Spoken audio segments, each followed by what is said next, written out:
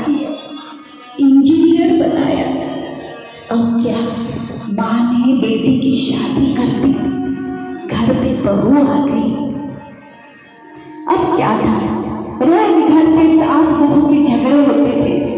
बेटा जब घर पर वापस आता था ऑफिस से तो बहू उसके कान भर देती थी, तुम्हारी माँ ने ऐसा किया, तुम्हारी माँ ने वैसा किया, तुम्हारी माँ दिन भर मेरे पीछे पड़ी हुई रहती है, अब मुझे ये सही नहीं होता।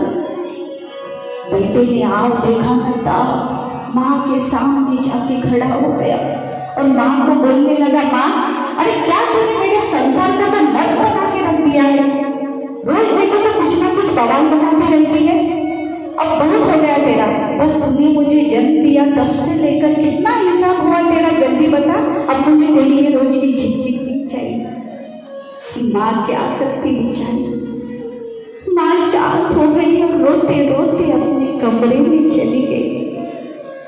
फिर जब रात हुई तो माँ बेटे के पास गई लोटे में पानी लेके। बेटा जिस करवट पे सोया था ना, माँ ने वहां पे पानी डाल दिया। बेटे को गीला गीला लगा, फिर बेटे ने दूसरी करवट ली, माँ ने वहां पर भी पानी डाल दिया। अब पूरा बिस्तर गीला गीला हो गया। गीले बिस्तर पे कोई सोता है क्या बच्चों?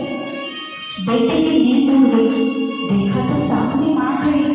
बेटा बोला, माँ अरे इतने रात को तुम मुझे सोने भी नहीं देती। माँ बोली, बेटा ऐसे कितनी रातें तेरे साथ मैंने गीले में बिताई है रे, क्या इसका हिसाब है तेरे पास?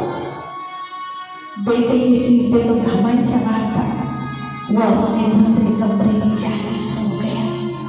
फिर सुबह बेटे को ऑफिस जाना था तो खाना खाने बैठा, माँ उसके सामने जाके बैठ गई।